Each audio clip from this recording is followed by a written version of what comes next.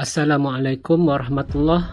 Today we will continue our discussion on investments in human capital, education and training. And the focus of the discussion today is on the job training. In the previous discussion, we have seen how education can improve the age earning profiles of an individual workers.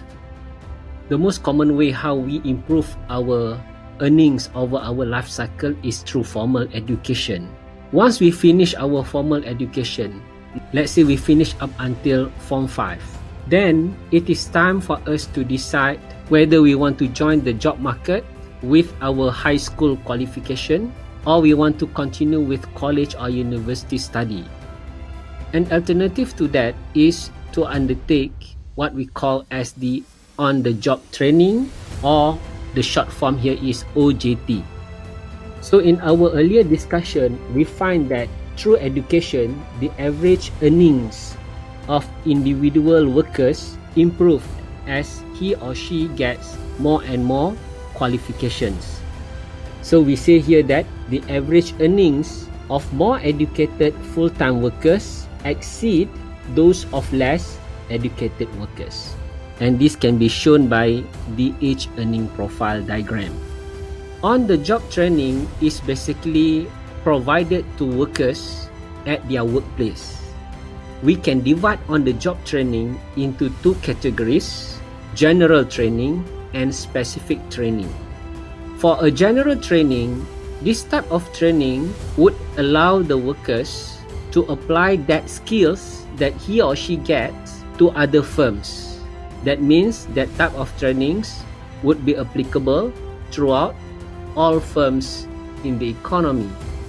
Maybe an example of this is when you have a mastery skills in using the Microsoft Office, because these skills are applicable in other firms as well. Another set of training is called specific training. Specific training usually is only applicable to one particular firm. For example, when a firm has certain types of machine or software unique only to the firms, and the firm needs to send some of its workers to learn about how to use the machine or the software. So workers with this specific training will be valued more by the firm that requires the skill to operate the machine or the software. However, that worker would not find his or her skills to be very useful to other firms out there. As stated here, training declines with age. That means if we plot the age earning profiles, rise sharply at the early stage of the career and tend to flatten at the middle path of the career. And the reason for this is that workers' investments in on-the-job training tend to be highest or greatest when they are still young and tends to fall gradually as they get older.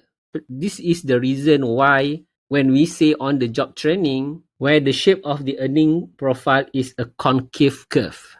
To understand further the investment in on-the-job training over the life cycle, let's consider this diagram.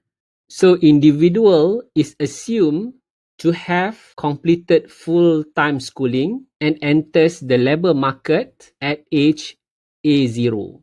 And the worker's earnings is at ES.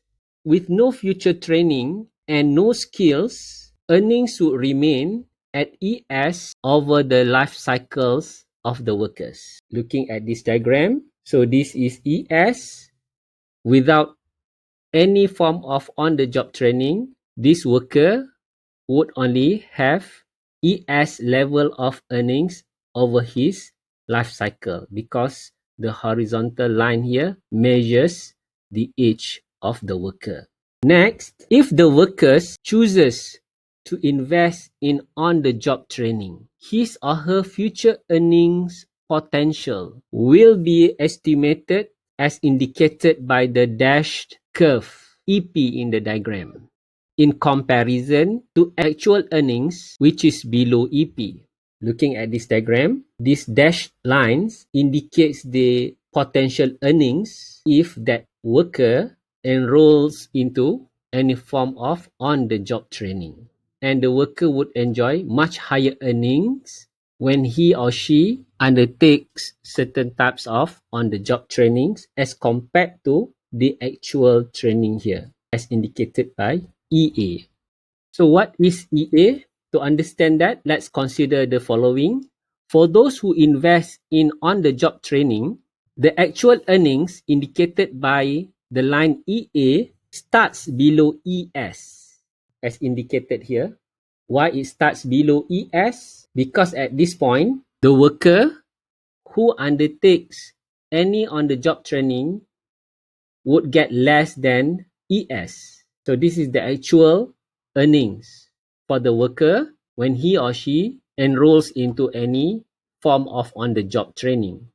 It is much less than potential earnings. Later, those who invest in on-the-job training, their actual earning starts to increase and approaches A star, where A star indicates the overtaking wage at which EA and ES are equal.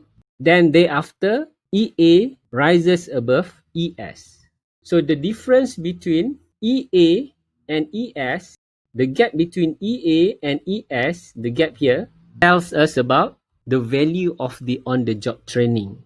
And here we also assume that the actual earnings is always less than the potential earnings. A star here is the overtaking age. So that's about the analysis on on-the-job training. Who shall pay for the on-the-job training? Very quickly, because the textbook doesn't discuss about this. For general training, most of the time the workers would have to pay for the general training. A competitive firm usually will not pay for a general training.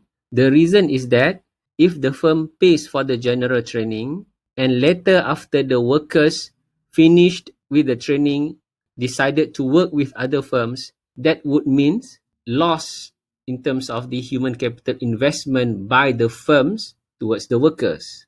On the other hand, for a specific training, usually both workers and firms would have a contract to ensure that the workers, after they have finished the training, would still be employed by the firms.